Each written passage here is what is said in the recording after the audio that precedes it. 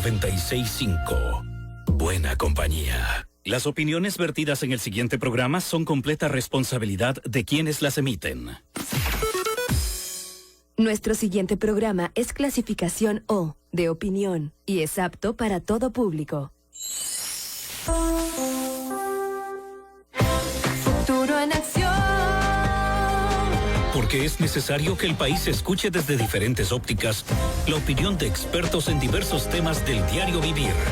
Su espacio de entrevistas y opinión. RTP 96.5 presenta Futuro en Acción, con Giovanni Ginata y Juan Carlos Díaz Granados. Muy buenas tardes, estimados radioescuchas. Un gusto estar con ustedes una vez más en este inicio de semana después de un largo feriado, esperando que hayan pasado bien con sus familiares en esos 4 días, en esta semana tan importante para el mundo católico. Y justamente el mundo católico amanece el día de hoy con la triste noticia del fallecimiento del Papa Francisco, cosa sorprendente porque lo vimos más bien recuperado en estos días. Inclusive tuvo una visita de Estado con el vicepresidente Vance de los Estados Unidos. Se lo veía delicado, pero bien, pero digamos ya sentado, atendiendo algunos oficios de Estado, y había estado en algunos de los eventos vinculados con Semana Santa, pero atendiendo y actuando, digamos, a media llave. Y la triste noticia, pues, de su fallecimiento en tempranas horas de la mañana, hora de Roma, del día de hoy. Y ya todo el mundo lo comenta, todo el mundo lo conoce, y pues estarían dando los pasos para la conformación del cónclave, para la elección del nuevo Papa. Circulan noticias de quiénes son los más opcionados, pero yo diría, nadie sabrá realmente hasta que esté electo el Papa que va a ser el sucesor de Papa Francisco. Así que el legado de él en sus 12 años de pontificado está a la vista. Un estilo distinto al de Juan Pablo II, un estilo distinto al del Papa Benedicto XVI, pero él tuvo su obra, tuvo su mensaje, y ahora veremos quién lo sucede en la silla de Pedro. Hoy tenemos como invitada para hablar justamente de cómo sería el Ecuador de cara a una constituyente, a Natalie Arias, académica asociada al Instituto Ecuatoriano de Economía Política y también ex asambleísta por Creo. No sé si ya está conectada, todavía no se conecta, espero que ya esté en camino a conectarse.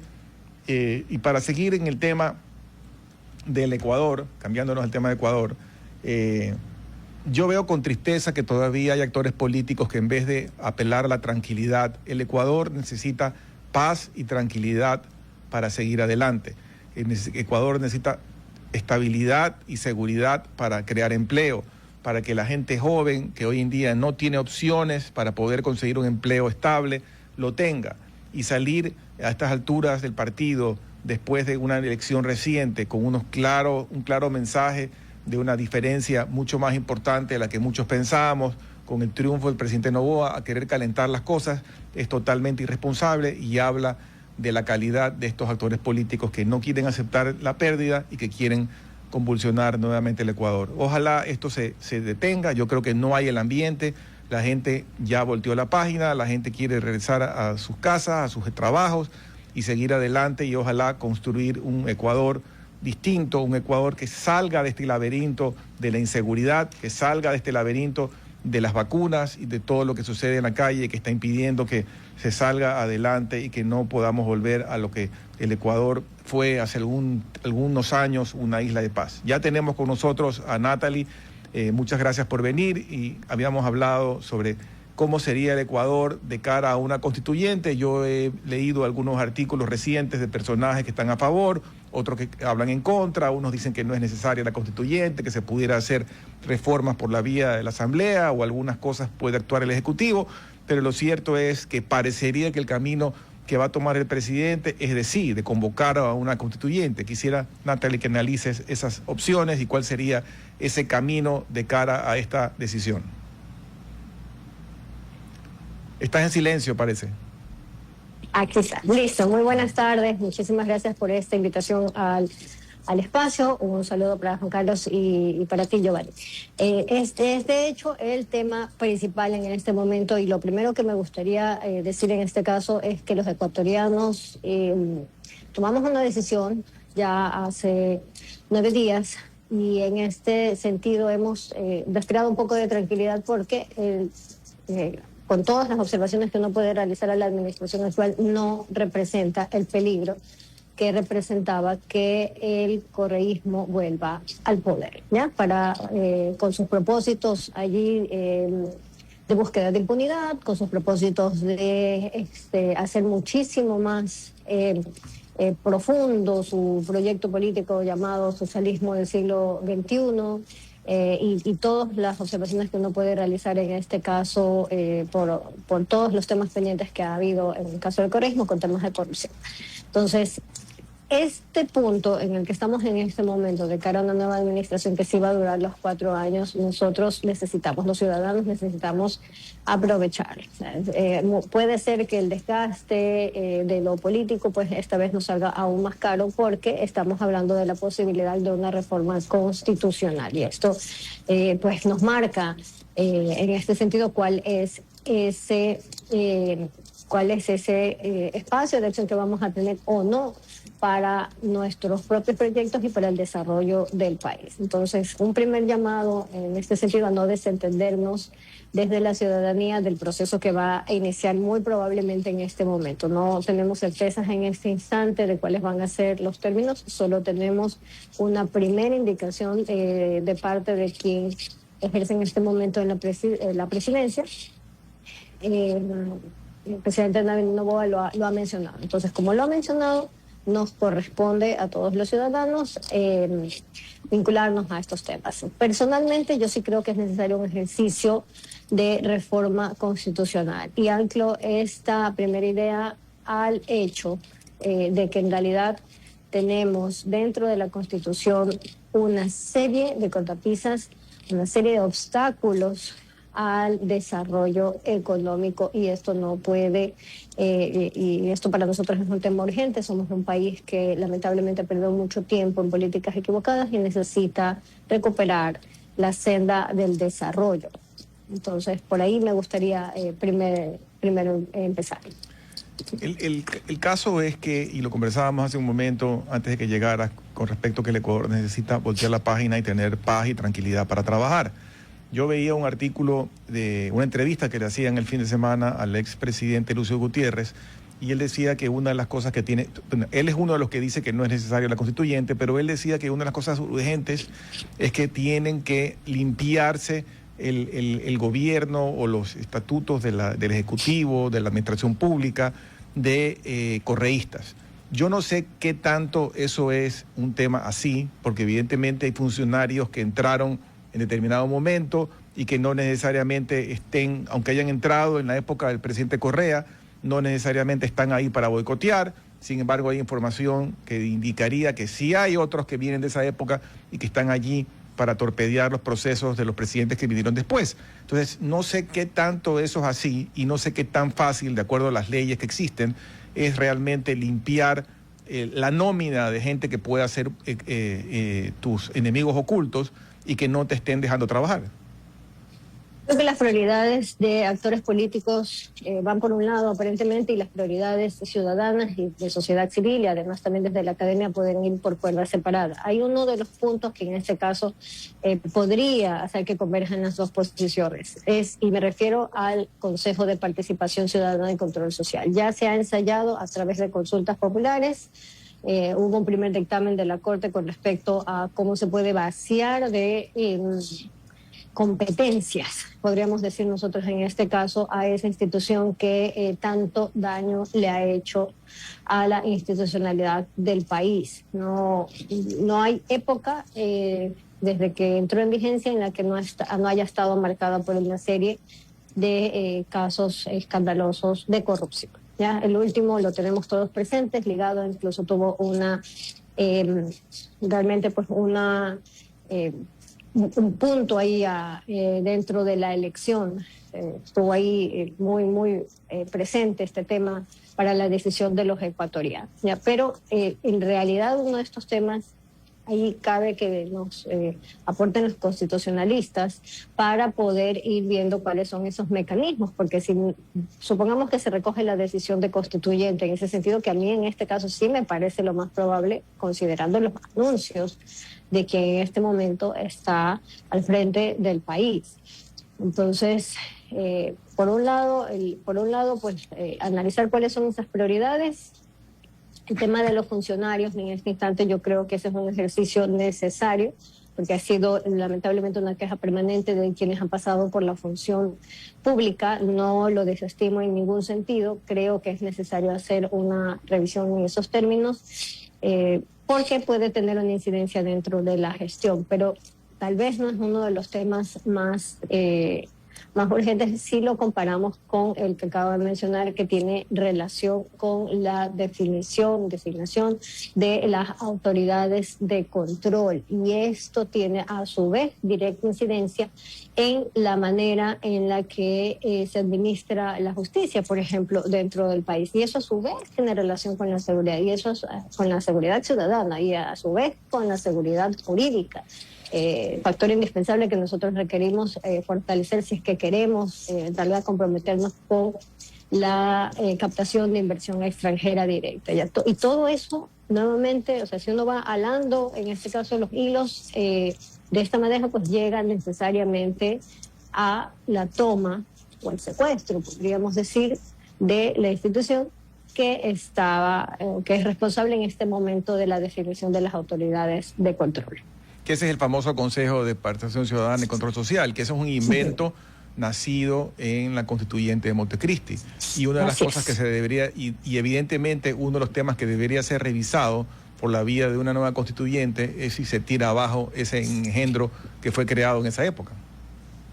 Efectivamente, ese es uno de los grandes temas. Como mencionaba, pues ya en la consulta popular del 2022, fallida lastimosamente, había un planteamiento de no eliminarla porque no se podía por consulta popular, solo se podría hacer por constituyente, pero el paso máximo que se podría dar en ese sentido era vaciarla completamente de esas competencias y devolverlas. Y este punto es sumamente importante y requiere un enorme debate de carácter nacional. Devolverlas a la institución que en este sentido está llamada a esa responsabilidad que es el legislativo, en nuestro caso la Asamblea Nacional. Puedo estar consciente en este sentido de que para muchos esta podría ser una idea casi que escandalosa, porque ya no recordamos, o a veces hemos perdido de vista, que dentro de las democracias liberales esta es la institución que requiere hacerlo.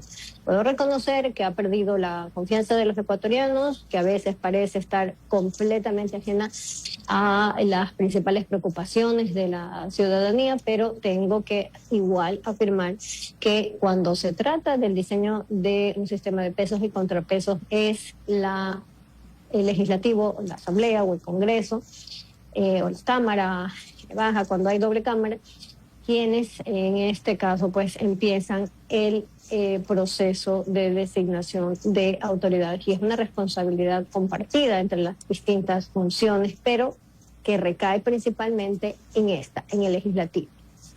Hablando del legislativo, una de las noticias que veía en El Universo de hoy y también en otros medios de prensa es que la constitución de esta asamblea nueva, que se posicionaría en pocas semanas, sería una de las asambleas más jóvenes. Aquí veo que el 10.5% de los legisladores electos en febrero son de la generación de los baby boomers, y hay en cambio una cantidad importante de jóvenes menores de 30 años. Eso no necesariamente es malo, puede tener su lado bueno porque tiene gente joven que tiene, digamos, una visión distinta, te puede tener un lado malo por el hecho de la poca experiencia.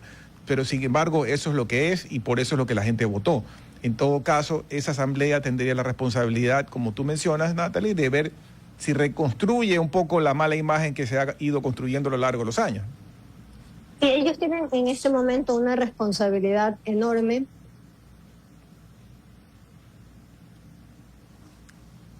¿Perdimos la señal? Adelante, Natalie. Parece que hemos perdido la señal. Bueno, lo que yo estaba diciendo hasta que se vuelva a conectar, que no necesariamente es mala la juventud. La juventud tiene obviamente un lado bueno, evidentemente la mezcla va a ser positiva en el sentido de gente pues de mayor experiencia, gente de menor experiencia. Listo. Ya estás de vuelta, sí. Adelante. Sí, qué pena, una pequeña interrupción. Sí, efectivamente, en realidad hay dos comentarios que hacer en ese sentido. siempre va a ser un reto, es lo habitual, lastimosamente, que los legislativos pues tengan siempre como muy reducida, en este caso, la confianza. Esto es complejo de afirmar, pero efectivamente es así, ¿ya?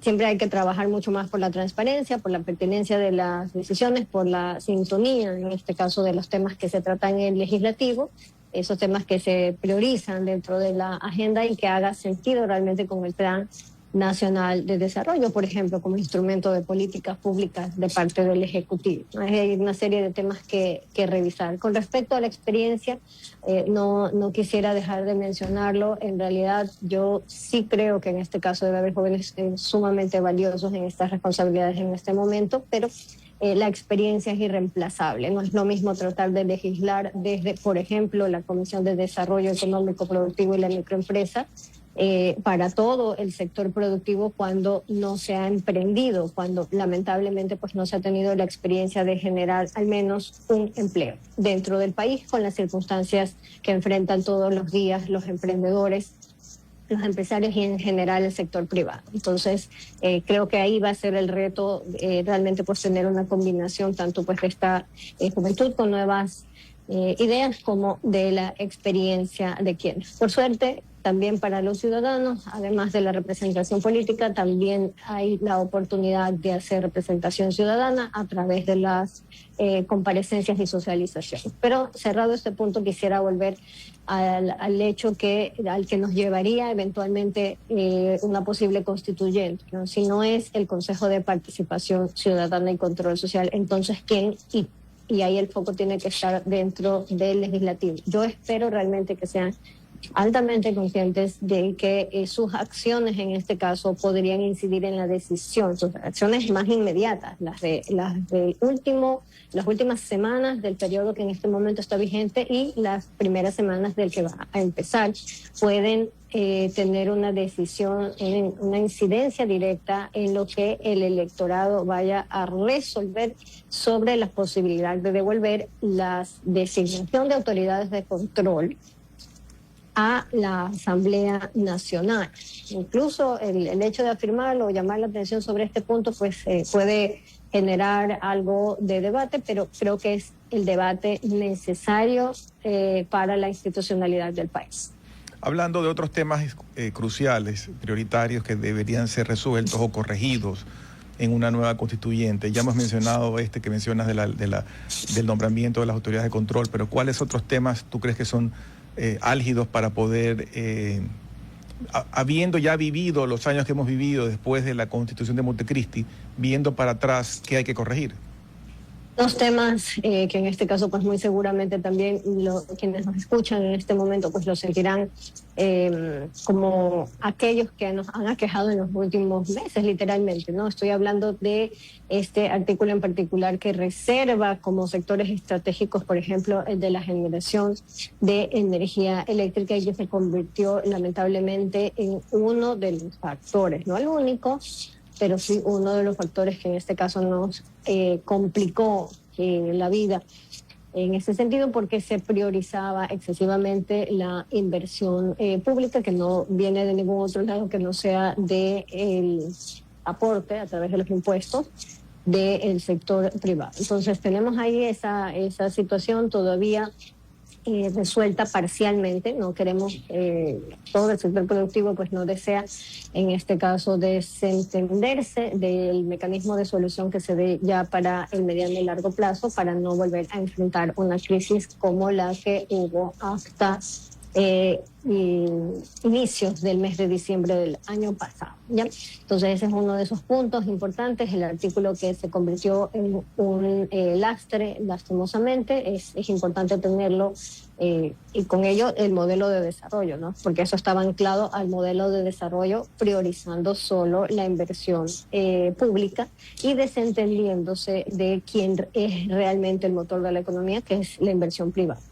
Eso como uno de los puntos. El otro punto necesariamente tiene que ser el del mercado laboral, ¿ya? Porque Ecuador necesita hacer un ejercicio de sinceramiento en ese sentido, para efectos de que realmente pueda salir de esa cifra escandalosa de 7 de cada 10 empleos pues que no sean realmente adecuados, y esto es un debate también necesario. Hablando también de cosas urgentes, evidentemente uno de los temas prioritarios es la inseguridad, es el tema de resolver lo de la seguridad. Todos conocemos que no se va a poder arreglar con una varita mágica, pero desde el punto de vista de cambios legales, ¿hay cosas o tareas pendientes en ese sentido? Todo un debate pues ha sido la intervención o no de los militares o de las Fuerzas Armadas. También hay un tema vinculado con el uso progresivo de la fuerza. ¿Qué cosas de lo que tú conoces pudieran ser corregidas en esa oportunidad? Creo que uno de esos puntos que no es tal vez el más directo, el que uno podría imaginar en este caso como la participación de las Fuerzas Armadas como apoyo, en este caso complementario de las acciones que ya forman parte de la competencia constitucional de la Policía Nacional en relación a la seguridad ciudadana, o el hecho, en este caso pues propiamente de la manera en la que está organizada el Estado con respecto a las distintas responsabilidades en todas las etapas de prevención. Me refiero prevención y atención, pues no, detección y penalización del crimen y el crimen organizado. Me refiero más bien nuevamente a esa parte que tiene que ver con la administración de justicia. Hay un problema ya identificado desde hace mucho con respecto a estos temas que tiene relación con la forma en la que en este momento nosotros como ciudadanos vemos que se detiene a algún infractor de la ley, o se detiene pues a alguien que esté acusado, en este caso, de formar parte de los llamados grupos de delincuencia organizada, y como en puerta giratoria entra y por ahí mismo sale, porque la administración de justicia pues en algún sentido falla, ¿no? Hemos tenido todo el 2024, pues tuvimos una serie de casos allí en los que se iba detectando cuáles eran esas redes de corrupción que daban cuenta de la manera en la que muchos, no todos, pero sí, lamentablemente muchos jueces actuaban, ¿no? Cooptados en este caso por este ejercicio de poder pues por fuera, digamos, del Estado. Entonces, ese es un punto muy sensible relacionado a la seguridad, y pasa nuevamente por esta parte que tiene que ver con institucionalidad, designación de autoridades de control, designación también de las principales cabezas de las funciones del Estado, particularmente la de justicia, ¿no? La de la administración de justicia. Que ahí en el defensa de los jueces también hay que ver los dos lados de la moneda, ¿no? Porque por un lado hay jueces que lamentablemente caen en corrupción porque consiguen, digamos, regalitos o dinero a cambio de decisiones, pero también en este esquema que estamos viviendo mafioso también son amenazados. Entonces hay unos que actúan de esa manera por amenazas y otros que por corrupción. Entonces también hay que ver cómo se va trabajando en ese sentido. Algunas veces hablaban de que en ciertos casos hayan jueces sin rostro, y no sé si eso la Constitución lo permite, que haya alguna manera también de proteger a los jueces que no son corruptos, de que no sean amenazados y tengan que fallar por miedo en esos casos, ¿no? Exactamente, Giovanni, ese es un debate también ineludible, porque son los incentivos contrarios, incentivos para corromperse en ciertos casos, incentivos para lamentablemente pues también salir incluso de la función judicial en protección de su propia integridad. Y esto no es un tema menor, todo tiene incidencia sobre la forma en la que pues se puede o no construir las herramientas que el país requiere para seguir enfrentando la crisis de inseguridad relacionada con el combate al narcotráfico. Vamos a un corte breve y regresamos en unos minutos para seguir con este interesante diálogo. Enseguida continuamos con Futuro en Acción. Ahora en RTP 96.5, noticias en 3 minutos de la Deutsche Welle.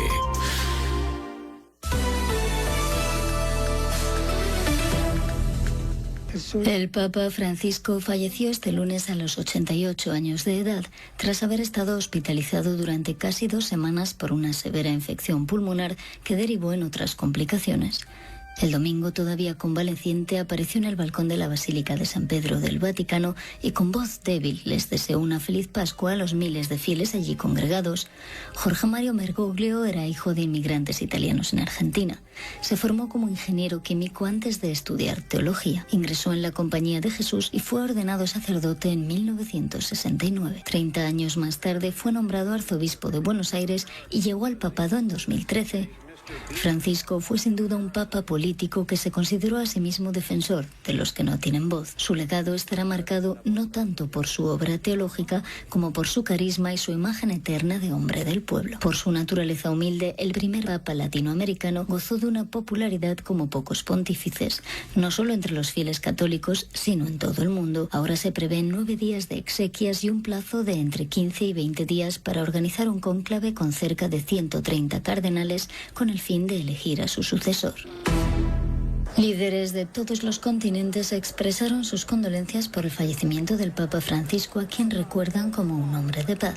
Entre otros, la máxima responsable de la Comisión Europea, Ursula von der Leyen, que le calificó de inspiración y guía para avanzar hacia un mundo más justo, pacífico y compasivo, o el presidente francés Emmanuel Macron, que destacó textualmente la vocación de un hombre que luchó por los más vulnerables y los más frágiles. Mientras, entre la conmoción y el duelo, los feligreses se congregan en la Plaza de San Pedro del Vaticano a esta hora para despedir al primer pontífice latinoamericano que tuvo el mundo. Rusia reanudó en la madrugada del domingo al lunes sus ataques aéreos a larga distancia contra Ucrania después de una breve pausa este domingo por la tregua declarada por el Kremlin con motivo de la Pascua. La Fuerza Aérea Ucraniana habló de 96 drones y 3 misiles que habrían causado daños en varias regiones del centro, el sur y el este de Ucrania. Esto sucede después de que Moscú y Kiev se acusaran mutuamente de violar la tregua de Pascua de 30 horas anunciada sorpresivamente por Vladimir Putin y que terminó el domingo. En una hora, más actualidad. Noticias en 3 minutos de la Deutsche Welle en RTP 96.5. Buena compañía. Inicio de espacio publicitario. Hoy es el momento perfecto para quienes ahorramos e invertimos. Con tu cuenta Tasa Libre del Banco Manaví, tus ahorros empiezan a trabajar para ti desde el primer día. Tasa Libre te ofrece flexibilidad y las mejores tasas de interés para que puedas cumplir tus metas. No pierdas esta oportunidad. Abre hoy tu cuenta de ahorro Tasa Libre. Tu futuro financiero está aquí. Banco Manaví. Todo lo que quieres. Disfruta los mejores partidos del fútbol en HD y sin interrupciones con tu nuevo plan de Internet Extreme. Sí, contrata ahora tu plan de Internet Extreme y recibe los mejores beneficios. Conexión de máxima velocidad, mayor cantidad de megas para navegar y todos los partidos de la Liga Pro Ecuabet en exclusiva por la señal de Zapping. Cámbiate al Internet que te incluye el fútbol. Cámbiate Extreme, un mundo de posibilidades. Extreme es marca registrada. Aplican restricciones.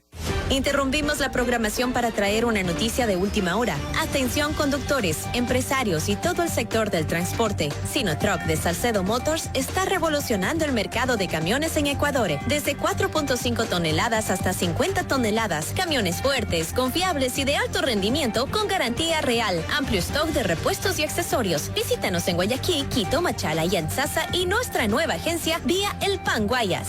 Salcedo Motors, el origen de Sinotruk en Ecuador.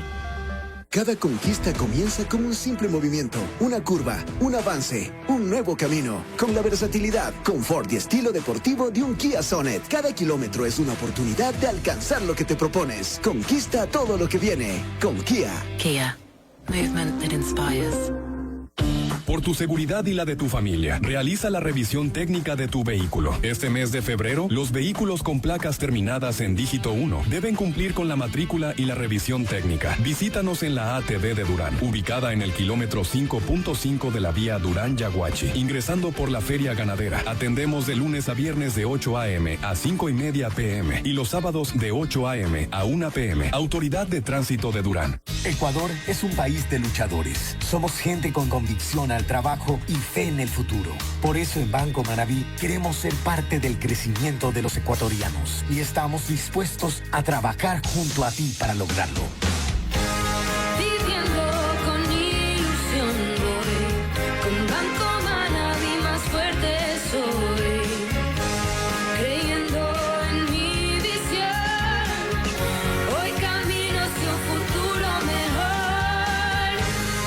Banco Manabí, todo lo que quieres. Fin de espacio publicitario. Futuro en acción. Ya estamos de vuelta con Futuro en Acción. Gracias por regresar con nosotros a su programa Futuro en Acción. Para las personas que recién se conectan, estamos conversando con Natalia Arias, académica asociada al Instituto Ecuatoriano de Economía Política, IEP, y también fue asambleísta por Creo. Natalie, hay una palabra clave que mencionaste en la primera parte de la entrevista, refiriéndote cuando hablabas del modelo de país, y yo creo que es algo en lo cual el Ecuador todavía patina, es decir, no llega, como que no se asienta en definirse un modelo de país que pueda sacarnos de la pobreza, del subdesarrollo, de la inseguridad, etcétera. Y yo pongo el ejemplo de Argentina que vivió décadas del peronismo y kirchnerismo, que es una corriente de pensamiento estatizante, burocratizante, y que tuvo a uno de los países más ricos de América empobrecido, severamente empobrecido. Parecería que el presidente Milei ha dado un vuelco a ese modelo, de un modelo de apertura comercial, de salir de esa distrofia que tenían de tener 15 tipos de cambio, de control del tipo de cambio, de no tener inversión extranjera suficiente, etcétera.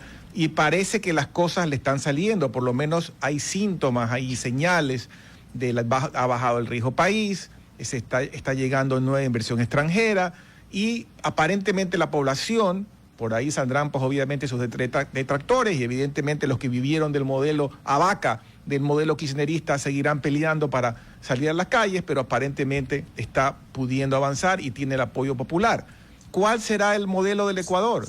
¿Cuál es el modelo que el Ecuador va a imponer? El presidente Noboa debería darnos señales en este nuevo periodo completo, porque yo siempre he dicho aquí que yo respeto la valentía del presidente Noboa de haberse metido en un problema donde entraba en una aberración llamada muerte cruzada, donde él solo tenía un periodo incompleto, donde no podía hacerse pues muchas cosas en un año y medio. Ahora ya tiene un periodo completo. Y la pregunta es, ¿deberíamos de tener ahora sí señales de cuál sería el modelo que él quiere implementar? Sin duda alguna, y se le reconoce en este caso el liderazgo del proceso que vamos a iniciar, pero yo quisiera insistir en el hecho de que este es un debate que tiene que incluir a la totalidad de los ecuatorianos, incluso si no estamos estrictamente dentro de uno de los sectores de sociedad civil, academia o propiamente como actor político. Tiene que ser el 100% de los ecuatorianos, porque o nos beneficiamos o nos perjudicamos de este debate que va a iniciar, nos va a acompañar, estimo yo, pues al menos los próximos 10 años, 15 años tal vez, la constitución que en este momento se construya. Paréntesis en este instante para señalar que no se trataría de una asamblea constituyente de plenos poderes. Ya eso implica entonces la ventaja de no tener llamado congresillo o los llamados mandatos constituyentes, que en este caso restringían mucho y en algunos casos pues nos han acompañado perjudicándonos hasta este momento, con una serie, en este caso, de planteamientos limitantes para el desarrollo económico en términos generales, ¿ya? Entonces, esto es importante porque nos podría ayudar, no podemos asumir en este caso como la posibilidad de ir marcando desde el inicio cuáles son esos temas que sí queremos que entren a debate y cuáles no. Entonces, allí el ejercicio de ir identificando cuáles son los artículos que deben salir de esta Constitución, y cuáles son los que deben ser reformados debería ser mucho más sencillo, y que además también en ese sentido pues no se distraiga nadie en este caso con los llamados figuras similares a decretos ley o mandatos constituyentes, porque no va a ser su propósito. Su propósito va a ser redactar una nueva constitución, ¿no? Pero el regreso al tema que tiene que ver con el modelo de desarrollo. Esta parte es tremendamente urgente, porque nosotros ya hemos ensayado en contra de la voluntad de muchos de nosotros en los últimos 15 años, ¿ya?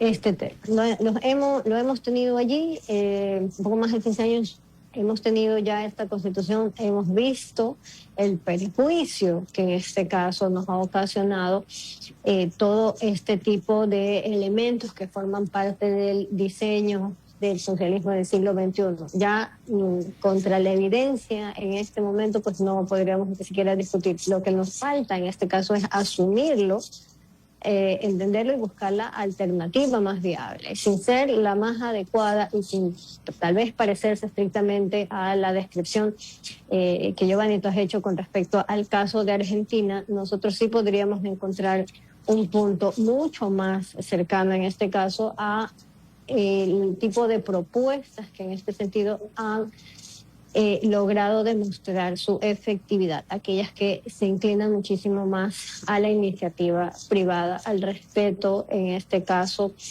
a al Estado de Derecho, por supuesto, pues a los mercados libres, a un mercado muchísimo más competitivo y flexible en lo laboral. Todos estos temas pues forman parte de ese diseño. Ecuador ya tenía anteriormente un modelo económico mucho más amigable, en este caso, con la iniciativa privada, y podríamos tomar el anterior, el que tuvimos desde el 98 hasta el 2008 como el punto de partida, porque debemos desechar el que en este momento está contemplado dentro de la Constitución del 2008. Yo quería también tocar el tema, porque hay sectores que tienen potencial en el Ecuador. Yo alguna vez, aquí en algunos programas hemos hablado en el pasado del parte forestal, hemos hablado evidentemente de la agroindustria, con agroindustria y acuacultura, que son pilares fundamentales de la lista de principales productos de exportación.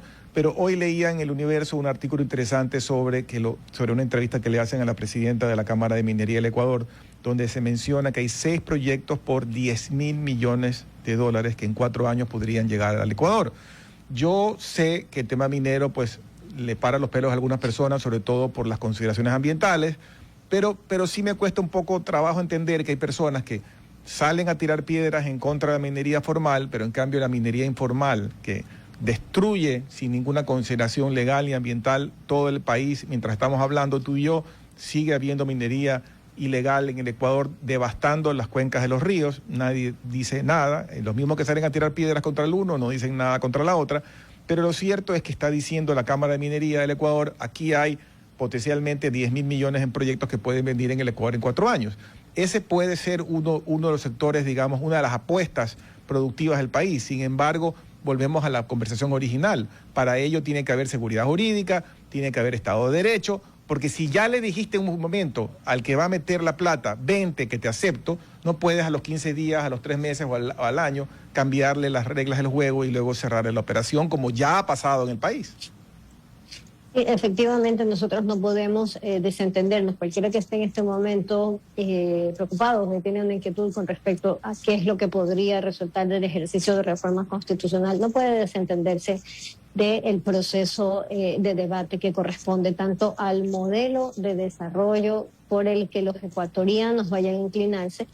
Reconozco en ese sentido pues el liderazgo de quien está, mejor dicho, ya a cargo de la presidencia, pero esto es un proceso que requiere de las voluntades. Tal vez haya incluso una necesidad de que haya la confirmación de parte de los ecuatorianos con respecto a los textos que sean presentados. Por lo tanto, tiene que haber un gran debate de carácter nacional y ciudadano en ese sentido. No puede ser en otros términos porque todos nos vamos a beneficiar o a perjudicar. En ese sentido de aquello que en este caso pueda formar parte de esa nueva constitución. Insisto, no me inclino, personalmente pues no me inclino únicamente a un proceso de reforma. Los procesos de reforma han sido necesarios, la mayoría pues ha estado plenamente justificado, nos han ayudado a ir atenuando los efectos de la Constitución actual, pero no han sido suficientes. ¿Cuántos ejercicios de consulta popular se necesitan para terminar de limpiar la actual Constitución de esos rasgos tan dañinos que han tenido, en este caso, el llamado modelo del socialismo del siglo XXI? Volviendo al tema inicial que conversábamos de la parte de la seguridad, estaba hojeando un artículo de CNN que me envió una amiga, y hace referencia a una entrevista que le hace el periodista a un pescador en la provincia de Manabí, donde él relata cómo cambió su actividad entre la pesca legal, que le generaba pues ingresos mensuales en el orden de los cientos de dólares al mes, a colaborar con las bandas de narcotráfico para sacar droga hacia México, con lo cual recibía ya decenas de miles de dólares de pago. En esa realidad cruda que el Ecuador hoy en día vive, competir con ese tipo de rentabilidad es complicado, pero lo cierto es de que tiene que haber algún cambio en el sentido de que la probabilidad de éxito no sea tan alta y que verdaderamente estas redes que hoy en día están metidas, que personas que no estaban metidos en los temas ilegales, personas que no tenían nada que ver con actividades ilícitas, pero que las circunstancias y la tentación de esta rentabilidad los han metido. Y aquí un poco el título del artículo inclusive hace referencia a un viaje más. Decía el pescador, hago un viaje más y me detengo. Y seguramente ese viaje más nunca llega porque puede acabar muerto, puede acabar detenido o puede acabar, quién sabe, en otra cosa. Entonces, estas cadenas vinculadas a la producción ilegal de estos servicios vinculados al narcotráfico y la violencia, se han tomado el Ecuador, han penetrado de una forma increíble, y la pregunta es, ¿cómo limpiarse de esto? Sin duda alguna, un problema tan complejo, tan profundo, multicausal, en este caso como el de los alcances que en este momento tienen todas las consecuencias de la crisis de inseguridad. Podríamos analizar el riesgo que tiene un niño, un joven, un adulto, en este caso en su primera etapa, de caer en estas circunstancias, no sea por la llamada necesidad, sea por presión, sea porque en realidad su vida depende de que acceda o no. En realidad estos son temas tremendamente complejos. Creo que ahí es donde justamente nosotros podríamos volver a hablar de esta necesidad urgente de discutir el modelo económico, y que esta otra parte, la última que había mencionado, además de los temas del Consejo de Participación Ciudadana, además de los llamados sectores estratégicos, y referirme a esta última, ¿no? La del mercado laboral y cómo las oportunidades sí podrían lograr, en este caso, entrar a competir, si cabe el uso de esta expresión, para que no tenga el camino cada vez más cerrado un niño, niña o adolescente ecuatoriana con respecto a cuáles son las opciones que tiene, en este caso, mientras va creciendo, ¿no? Entonces, estos son temas sumamente delicados, sumamente sensibles, y creo que ya en este momento, de hecho, pues lo confirmo en ese sentido, son muchas las instituciones que en este instante de sociedad civil y también de academia que en este momento ya se preguntan de qué manera se puede abordar estos temas y empezar a trabajar en cuál es esa alternativa que el país tenga una vez que vaya cediendo la crudeza de la crisis de inseguridad, porque esperamos que sea, si no de manera inmediata, porque lamentablemente no es posible, sí de manera inmediata, en el largo plazo, y hay que estar preparados también para ir recogiendo, podríamos decir, en este caso, todas esas voluntades que cuando ceda la crisis y cedan y pueden ser identificados y también procesados los grupos de delincuencia organizada, pues tengan esa alternativa que hasta este punto pues no necesariamente han tenido. Por tu relación con el mundo académico y también por la relación con el IEP, tienes relación con gente joven y tú hablas de alternativas. La pregunta es ¿qué alternativas hoy en día la gente joven que está por salir o acaba de salir de las universidades tiene en el Ecuador? Es triste escuchar que para muchos la alternativa es buscar una opción de irse. Hoy en día irse es más complicado. Estamos viendo pues la rigidez con la que está ahora la cosa en Estados Unidos, sobre todo el tema de migración. Europa pues no pasa por un buen momento, entonces las opciones de migración cada vez son más difíciles, pero lo que quisiéramos todos es que la juventud tenga oportunidades localmente.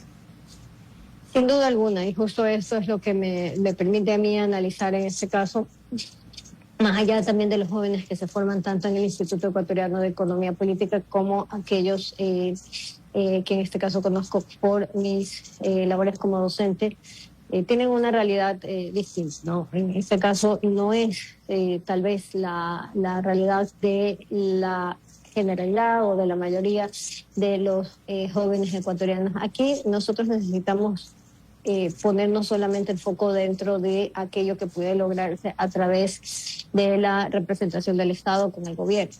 Es mucho más allá. Incluso creo que cabe en este caso mencionar que a raíz de las reformas que se dieron en educación superior y que restringieron mucho las posibilidades de acceso en su momento, también hubo una oportunidad importante y nosotros no vemos en este momento el número de los institutos, por ejemplo, de educación superior que veíamos hace 10 años, sino muchísimos más. También ese es un espacio que ha crecido y otros tipos de formatos, en este caso de formación, que se asemejan mucho más a la técnica o son de carácter técnico propiamente y que también se convierten en oportunidades. Pero este es un tema bastante más delicado, creo que ameritaría más bien tal vez el aporte de quienes lo hayan estudiado con mayor detenimiento. Sin embargo, en términos generales, Ecuador sí puede encontrar todavía muchísimo espacio para mejorar las condiciones de su mercado laboral y que no se convierta en ese sentido en prácticamente pues una sentencia de falta de oportunidades. Volviendo al tema que conversábamos al inicio de la constituyente, cuando revisamos la historia de lo que pasó en Montecristi, una de las cosas que llama la atención es la cantidad enorme de dinero que se gastó en esa constituyente, construyeron un lugar específico para eso. Claro, en esa época pues todo se hacía en forma faraónica y se tuvo pues en una parte, en un periodo por lo menos del gobierno del presidente Correa, mucho dinero con precio del petróleo muy alto. Pero las circunstancias hoy en día no son así. La pregunta es cómo sacarla adelante y no ir a esos excesos que tuvimos en esa época. Creo que un buen paso en este sentido es la toma de conciencia de que no sería una asamblea constituyente de plenos poderes, ¿no? Eso ya cambia mucho las circunstancias, podría ser un tiempo muchísimo más acotado, podríamos incluso desde la pregunta original de si accedemos los ecuatorianos a una asamblea constituyente, empezar a darle forma, empezar a hablar incluso del diseño, empezar a hablar de cuáles son esas competencias, hasta dónde avanzan, qué las limita sobre todo. Estos temas podrían ayudar mucho en ese sentido para que no tengamos un ejercicio desbordado y en vez de una constitución que en realidad es marco para el desarrollo del proyecto de vida personal y como sociedad del país, más bien tengamos una lamentable, totalmente pues ineficiente lista de buenos deseos, sin ningún tipo de respaldo, sin realmente pues ningún tipo de sustento, ¿ya? Entonces esto podría ayudarnos mucho desde el diseño de que no sea de carácter plenos poderes, plenipotenciario podríamos decir, sino que más bien esté sumamente acotada en ese tema. Por eso reitero esto que he mencionado en algunos momentos dentro de Futuro en Acción, justo por el tema que nos compete a todos, no solo seguridad, no solo la parte laboral, no solo la parte institucional, sino en su conjunto. Esto o nos perjudica o nos beneficia a todos. Entonces nos conviene estar presentes en el debate y ser escuchados en estos términos. Ahora, también el problema, Natalie, es que el tiempo es enemigo nuestro, porque los 4 años, si bien es cierto, es mejor que estar año y medio, de todos modos pasan volando, y hay ciertas soluciones que la gente quiere no esperar 4 años, sino comenzar a ver síntomas por lo menos en un año. ¿Cuáles tú crees que, nos quedan solo 3 minutos, y cuál crees tú que serían los primeros síntomas que tú quisieras ver en los próximos 365 días para darte un poco de optimismo de que las cosas en el país están cambiando? Lo primero en este caso, desde mi perspectiva, sería necesariamente que se reivindique el papel protagónico que tiene que tener el sector privado. Si en este caso se reserva únicamente el liderazgo de las acciones para el sector público y no se reconoce cuál es realmente ese protagónico que tiene que tener el sector privado, creo que eso sería una muy mala señal. Más bien, lo contrario podría ayudarnos a verificar que realmente estamos en línea con esto que hemos denominado dentro de este espacio como ese debate sobre el nuevo modelo de desarrollo del país. Bueno, Natalie, te agradecemos muchísimo por acompañarnos en esta hora. También gracias a todos ustedes por estar con nosotros esta tarde. Que tengan una buena tarde hasta el día de mañana. Muchas gracias. Hasta aquí, Futuro en Acción. Control Master Marisela Basantes. Transmisión digital Gerardo Díaz. Redes sociales Erika Eras. Edición Oscar Saavedra. Dirección Javier Gamboa. Todos los derechos reservados. RTP 2025.